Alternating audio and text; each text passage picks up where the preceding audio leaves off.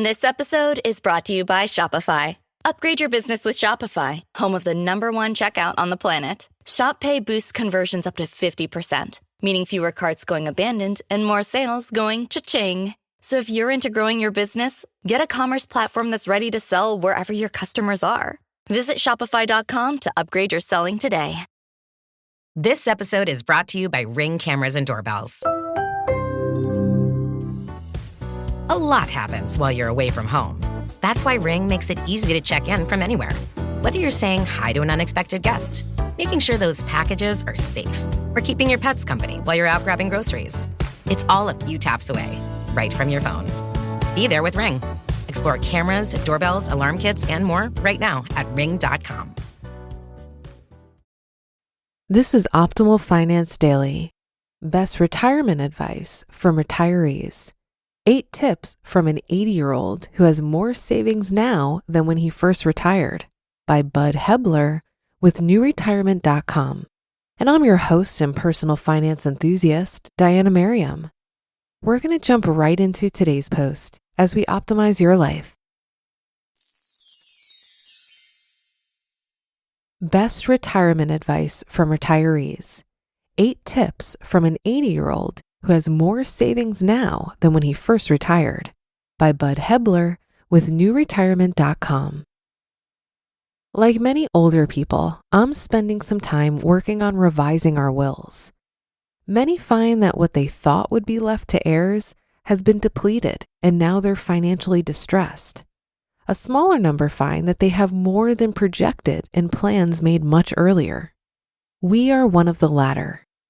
Looking back, it's hard to believe that over these 27 years of retirement, we've given away more than the savings we started with in retirement, bought all of our high-cost goods with savings, and still have more than twice as much left.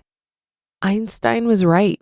One of the great miracles is the power of compounding from saving. But we also have been really lucky to have done the right things at the right times, both during most of our working and retirement years. Here's some of my retirement advice. 8 things we did right.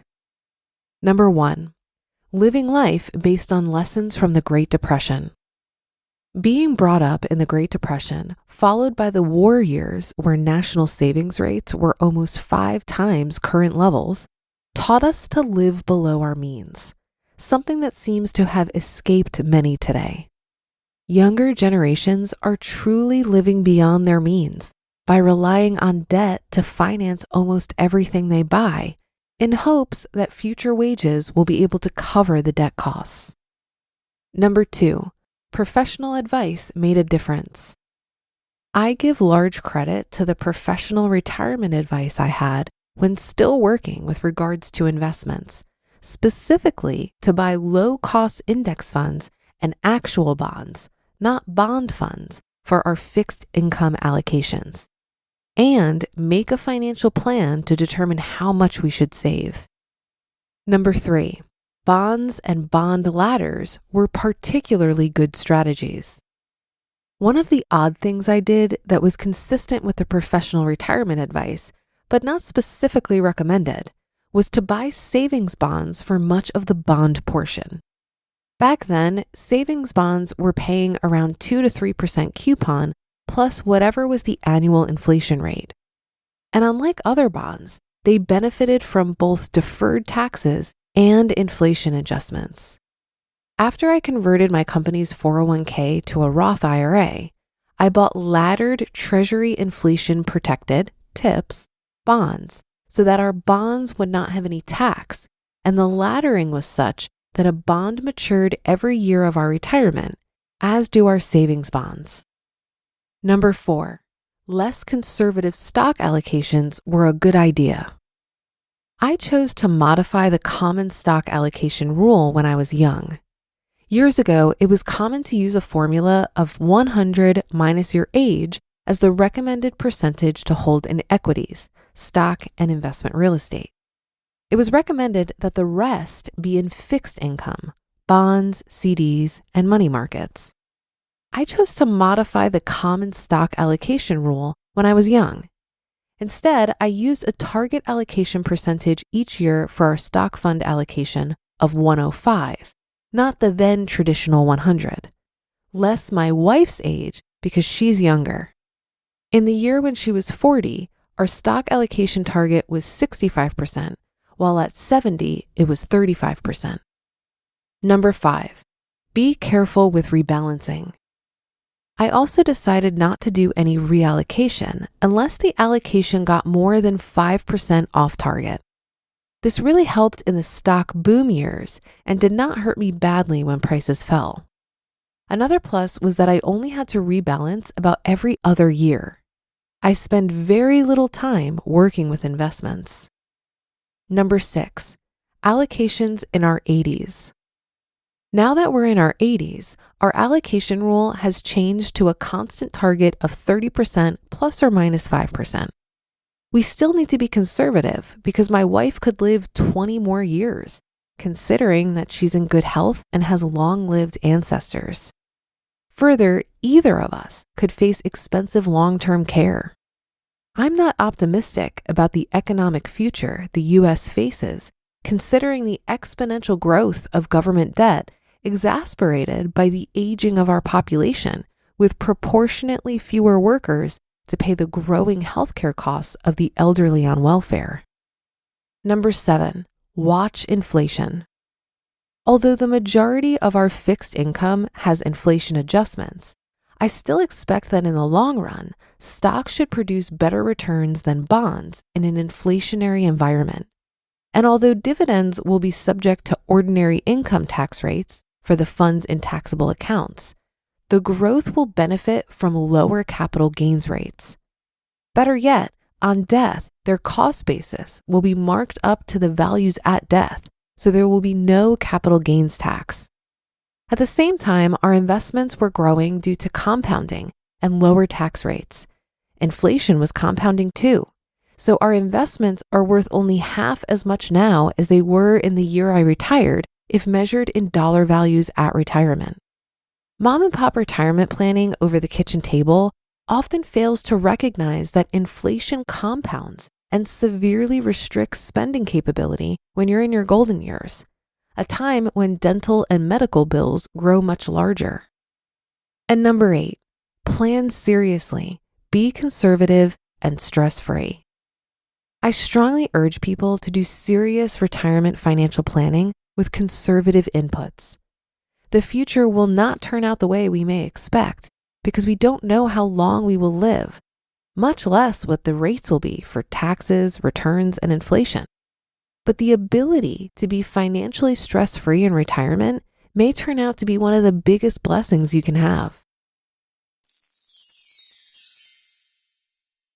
You just listened to the post titled Best Retirement Advice from Retirees, 8 Tips from an 80-year-old who has more savings now than when he first retired, by Bud Hebeler with newretirement.com. And I'll be right back with my commentary. Buy low, sell high. Buy low, sell high. It's a simple concept, but not necessarily an easy concept. Right now, high interest rates have crushed the real estate market. Prices are falling and properties are available at a discount, which means F.I.R.E believes now is the time to expand the F.I.R.E flagship fund's billion-dollar real estate portfolio. You can add the F.I.R.E flagship fund to your portfolio in minutes by visiting fundrise.com/OFD. That's FUNDRISE.com/OFD. Carefully consider the investment objectives, risks, charges, and expenses of the F.I.R.E flagship fund before investing. This and other information can be found in the fund's prospectus at fundrise.com/OFD. This is a paid advertisement.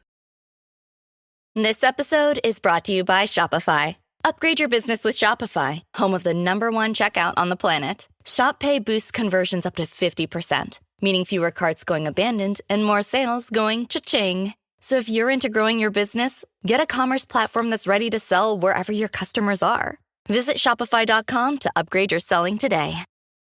I thought all these tips were great, But the most important is number one, live below your means. Specific tactics on how to invest, determine an asset allocation, and draw down in retirement are incredibly important, but they all hinge on your ability to create a gap between your income and expenses. I had a conversation last weekend with a guy in his late 20s who was thinking seriously about his investment strategy. He just started investing in real estate because he has a lot of friends who do it, and he finds it easy to understand.